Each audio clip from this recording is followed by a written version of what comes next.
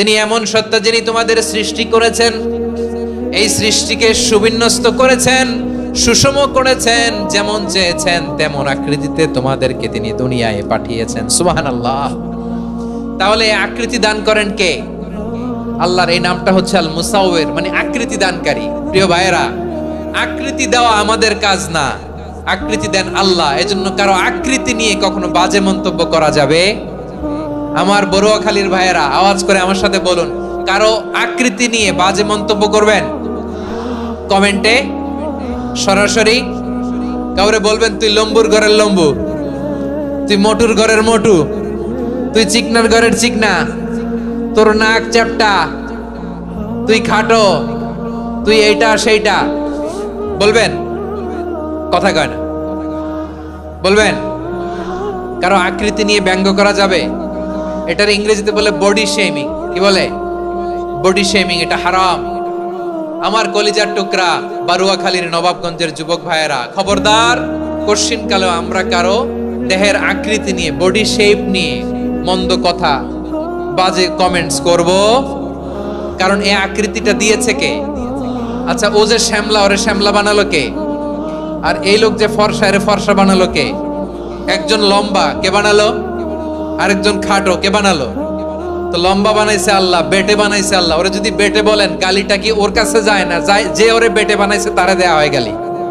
কথা বুঝতেছেন? কারো আকৃতি নিয়ে যদি আপনি ব্যঙ্গ করেন, তাহলে যে যে সত্তা এই আকৃতি দিয়েছে তাকে ব্যঙ্গ করা হয়। কেউ খাটো হওয়ার জন্য ওরে যদি আপনি খাটু বলেন, ওকে বলেন নাই, যে সত্তা তাকে খাটো বানিয়েছে তাকে বলেছেন আপনি। তাহলে কারো আকৃতি নিয়ে ব্যঙ্গ করবেন? করবেন? কোশ্চিন কালেও যেন আমরা না করি। প্রিয় ভাইরা, আম্মা জান আয়েশা রাদিয়াল্লাহু তাআলা আনহা, আমাদের প্রিয় আম্মা জান, বিষ্ণু ইসা ইসলামের প্রিয়তমা স্ত্রী, উনি বিষ্ণু ইসা ইসলামের আরেক স্ত্রী, ওনার নাম হচ্ছে সাফিয়া, উনিও আমাদের আম্মা জান। ওনার ব্যাপারে একটা কথা বলতে যে একটা কথা বলেছিলেন, রাসূল সাল্লাল্লাহু আলাইহি ওয়াসাল্লাম এটা পছন্দ করেননি। উনি বললেন যে আপনার স্ত্রী এমন এমন, সরাসরি বলেন না, ইঙ্গিত দিয়ে। নারীদের মধ্যে মানবিক কারণে জেলাসি একটু থাকে, এটা স্বাভাবিক। এটা থেকে নবীর স্ত্রীরাও মুক্ত ছিলেন না, এটা থাকবে।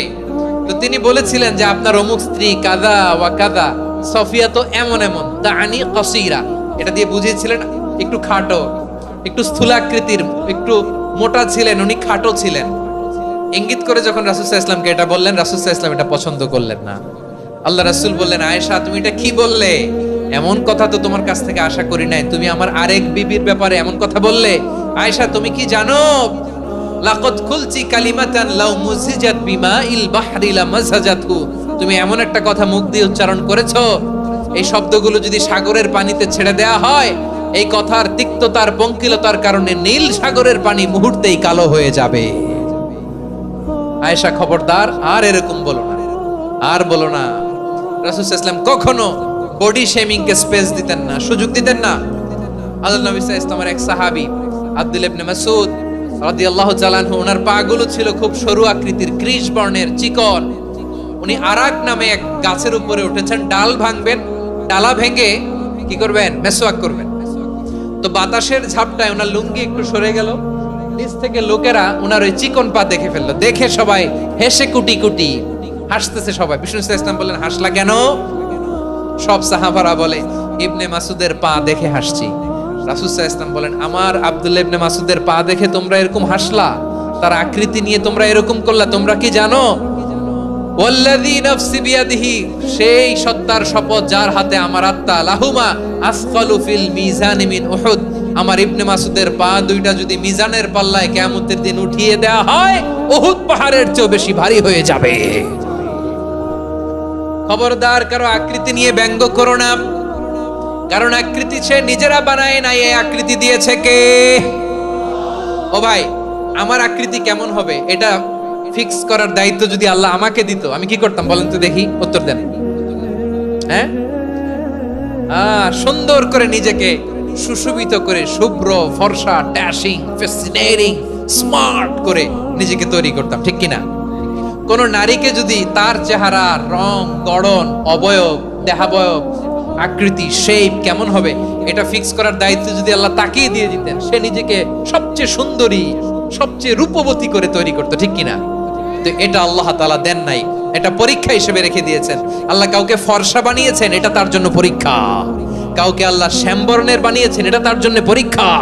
কাউকে আল্লাহ নারী বানিয়েছেন, এটা পরীক্ষা। কাউকে পুরুষ বানিয়েছেন, এটাও পরীক্ষা। চিল্লায় বলেন আল্লাহু আকবার।